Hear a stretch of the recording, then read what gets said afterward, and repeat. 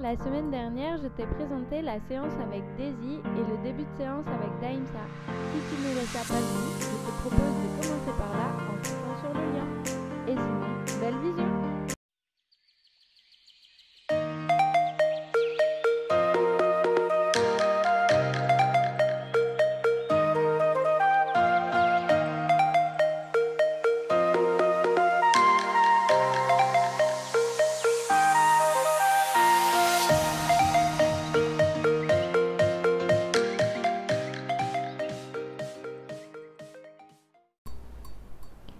Je te retrouve donc pour la suite de la séance avec Daïmsa. On a continué de vraiment jouer cette fois avec les pneus et les barres. Donc j'ai vraiment renforcé son envie de jouer et son énergie, etc. Mais toujours en faisant, on met de l'énergie et puis petite pause, gratouille, calme. Et on remet de l'énergie et petite pause, gratouille, calme. Parce que Daïmsa a tendance à vraiment monter en énergie très fort.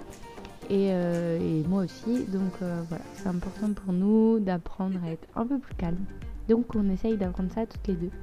Et donc voilà, avec des petits sourires aussi de temps en temps. Enfin voilà, des petites choses. Et vous allez voir qu'on finit même cet exercice-là en liberté. Juste pour le kiff. Donc voilà, j'enlève la longe.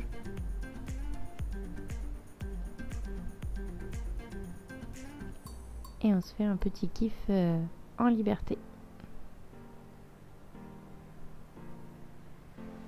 Donc on peut voir que Pixie, pour le coup, elle s'excite beaucoup et elle redescend pas trop. D'ailleurs, un peu plus loin sur la vidéo, vous la verrez plus, c'est qu'elle est attachée pour éviter qu'elle monte trop en pression. Et voilà, comme elle n'arrivait plus à gérer, bah, tout simplement, je l'ai attachée pour lui permettre de se poser. Voilà, donc avec Daïmsa, on finit ce petit enchaînement avec un gros câlin et tout ça avant de passer au slalom.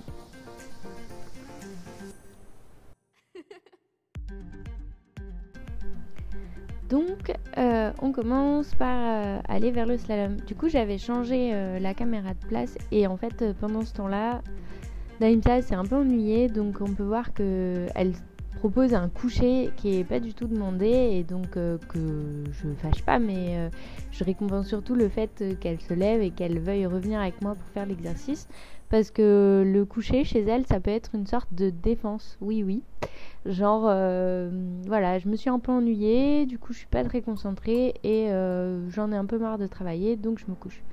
Du coup on peut voir que j'ai bien récompensé quand elle a fait le slalom et que là je remets de l'énergie et tout ça, quelque chose qui lui plaît, pour l'avoir à nouveau un petit peu plus concentrée avec moi.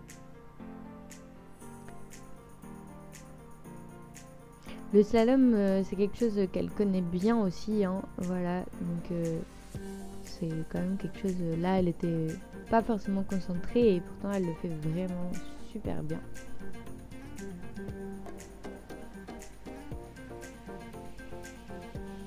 Et du coup, comme je l'avais un peu perdu, j'arrête assez vite et je lui propose pour la fin de séance un coucher. Et puis du coup, comme il est sur demande, il est moins instinctif que tout à l'heure. Donc voilà, j'insiste un petit peu. Et c'est vrai que ça faisait vraiment des mois que je lui avais pas demandé un coucher sur demande en fait.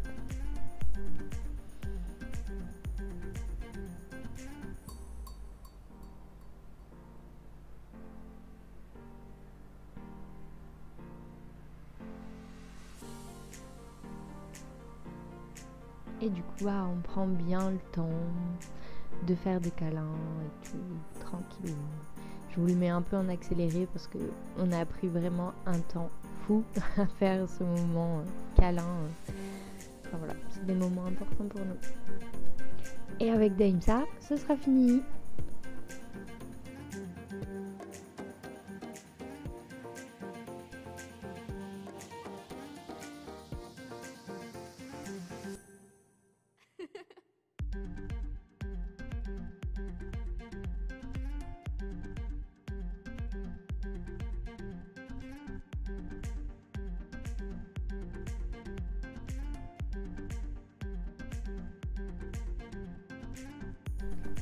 on continue avec Opaline. Donc avec Opaline, en premier, j'ai voulu lui demander de partir sur le cercle. Donc c'est un exercice que normalement elle connaît bien. Mais là, d'une part, j'avais oublié mon stick chez moi. Donc je l'avais pas. Et d'autre part, ça faisait longtemps qu'on l'avait pas fait. Du coup, clairement, elle comprenait pas trop. Elle était pas vraiment à l'écoute. Donc j'essaye vite fait un cercle. Et puis très vite, je pars sur un autre exercice parce que... Enfin voilà, de toute façon ça sert à rien d'insister si on se comprend pas. Et puis elle avait de toute façon déjà depuis temps blanc envie d'aller sur les pneus et les barres. Donc voilà, autant lui faire plaisir. Hein.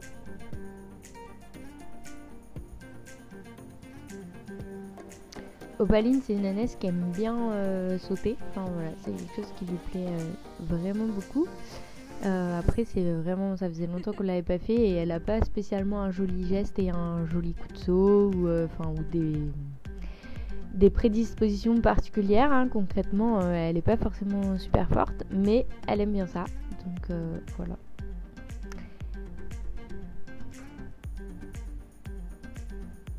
Et comme ça faisait longtemps qu'on n'avait pas travaillé, bah, voilà, on a juste essayé de s'amuser un peu. Donc elle avait envie d'aller plein de fois sur les petits obstacles. On a été plein de fois sur les petits obstacles. Et pour autant, on voit qu'elle n'est pas spécialement... Enfin voilà, qu'elle n'a pas forcément énormément d'énergie, qu'elle n'a pas forcément un grand coup de saut et tout. Mais voilà, ça lui faisait plaisir. Et puis du coup, bah, à moi aussi. Après, Opaline, c'est une ânesse qui a quand même 18 ans et qui manque un peu de travail et qui donc est assez démusclée. Donc c'est vrai qu'il faudrait que je reprenne le travail à pied plus régulièrement, mais le travail à pied, ça nous ennuyait beaucoup toutes les deux. Donc en fait, on s'y met tout juste. Je suis tout juste en train de lui apprendre les sessions de nuque au licol et les sessions latérales. Parce qu'en fait, ça fait 16 ans qu'on fonctionne sans avoir appris ça. Voilà, bon, c'est pas grave. Mais du coup, bah, on l'apprend maintenant. Donc comme on peut voir, pour l'instant, c'est pas du tout quelque chose d'acquis. Voilà, il faut vraiment se montrer patient et récompenser la moindre petit effort. Donc c'est vraiment ce que j'essaye de faire, de lui apprendre avec pédagogie, juste qu'elle comprenne ce que j'attends d'elle. Parce qu'en plus, Opaline, c'est une ânesse qui sait lire et écrire et qui du coup comprend pas trop d'apprendre des nouvelles choses. C'est vraiment des choses qu'elle a tendance à remettre en question tout de suite. Donc entre chaque exercice un petit peu chiant pour elle, on repasse sur les barres qui l'amusent. Et sur des exercices qu'elle maîtrise très très bien depuis très longtemps. Ensuite on passe sur le slalom un peu, donc je vous ai mis en accéléré. En fait le slalom avec Opaline c'est quelque chose que j'avais je crois jamais travaillé. Et en plus je me trompe de main à un moment, enfin bref pour la guider. Mais globalement elle est assez réceptive à ça. Et donc voilà. J'ai plus ou moins un peu l'objectif de nous mettre en mode équifile toutes les deux. Donc on le fait dans les deux sens parce que moi j'aime bien travailler des deux côtés. Je trouve que c'est important de travailler les deux côtés du cerveau.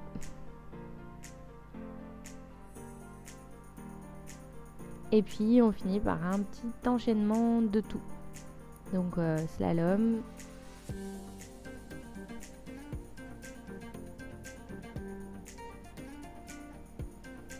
Et ensuite les petits sauts. On fait ça 2 fois.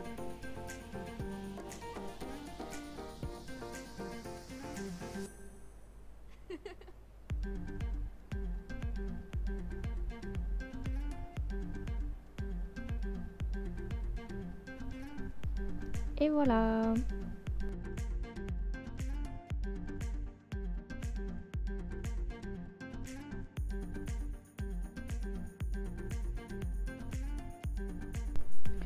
On passe maintenant à la séance avec les toutounes.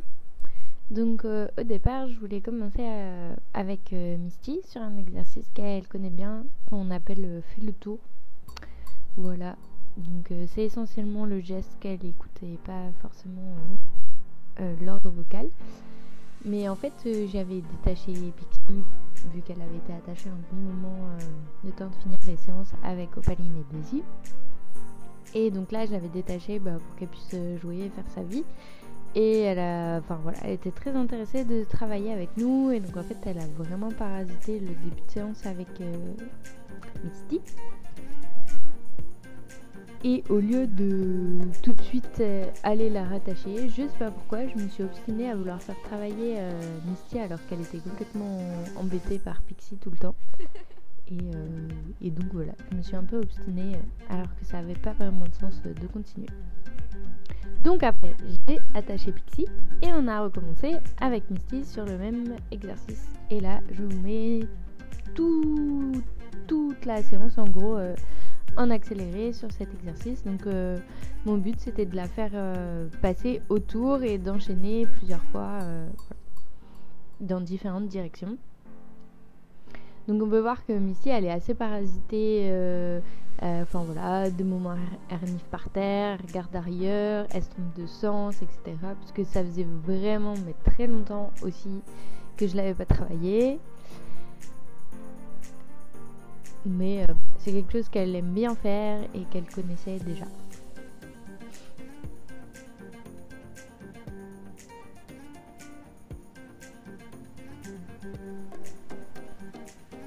Et Misty, c'est une chienne qui a beaucoup d'énergie et qui a vraiment tout le temps envie de faire des choses. Donc voilà. C'est vraiment un moment qui lui a énormément plu.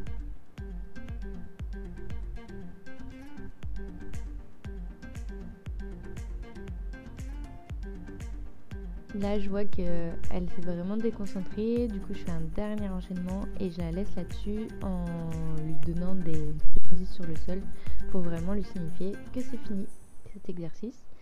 Et ensuite, on passe à un autre sur des petits obstacles. Donc, il y avait une odeur. En fait, il y avait un mulot. Un cadavre de mulot pas très loin dans l'herbe et donc voilà, on peut voir plusieurs fois qu'elle est très intéressée par des odeurs et donc voilà. C'est un chien de chasse et il y avait une petite proie pas très loin.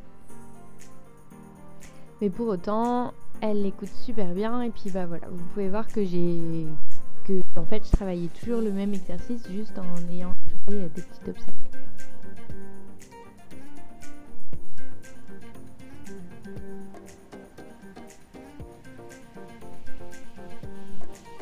Et Misty, elle est super, elle comprend tout. Donc on finit avec un gros câlin et des petits jeux de donne la patte, etc. Qu'elle aime bien. Et ensuite, je vais continuer avec Pixie. Donc Pixie, elle avait jamais travaillé avec les petits obstacles et sauté des barres parce que c'est une très jeune chienne, donc j'attendais qu'elle ait fini sa croissance pour lui montrer ce genre d'exercice. Donc je lui montre doucement d'abord en leurrant pour qu'elle comprenne le principe. Et comme pour l'instant je veux pas forcément forcer sur les tournants, etc. Ensuite on va coupler avec un exercice qu'elle connaît bien mais qui l'excite quand même pas mal, avec le jouet, où du coup je vais lancer le jouet et elle doit attendre mon top pour repartir, pour aller le chercher. Et donc voilà, là l'idée c'est que du coup elle passe par dessus l'obstacle pour aller chercher son jouet. Avec Pixie, ce que j'essaye de renforcer, c'est son envie de travailler, sa joie de vivre. Donc du coup, voilà, ça déborde un peu. Et le fait de travailler au jouet, c'est quelque chose qui m'intéresse parce qu'avec Misty, c'était pas du tout possible. Donc c'est quelque chose que j'ai pas mal renforcé avec Pixie.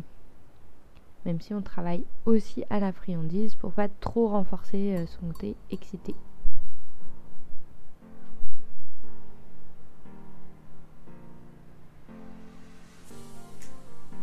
Donc là, je vous ai mis un peu en accéléré l'exercice qu'on a fait, et puis son moment jeu.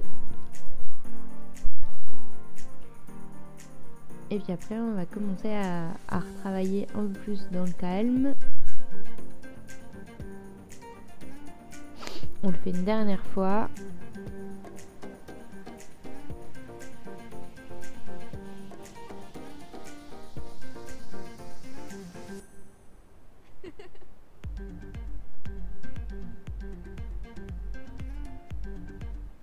Et après, je vais travailler sans le jouer et avec les friandises, un peu plus dans le calme, la marche au pied. Donc encore passer par-dessus le petit obstacle, valoriser de marcher au pied. Puis on va revoir les positions comme le assis, changer de côté. Donc on peut voir que malgré son jeune âge, elle est quand même assez focus et vraiment concentrée et réceptive à ce que je lui demande. Elle cherche à comprendre et tout ça. Donc ça, c'est vraiment positif et vraiment agréable. Donc de temps en temps, je lui propose un petit trick qu'elle sait bien faire pour bien valider ce qu'il faut faire. Donc on peut voir que Misty vient un peu parasiter sa séance, qu'elle ne fait normalement pas trop. Vous voyez au départ que Misty, elle reste vraiment loin et elle vient pas trop avec nous. Mais là, du coup, c'était la fin de séance et Misty l'a senti et a voulu venir réclamer aussi un petit peu. Et voilà, à bientôt!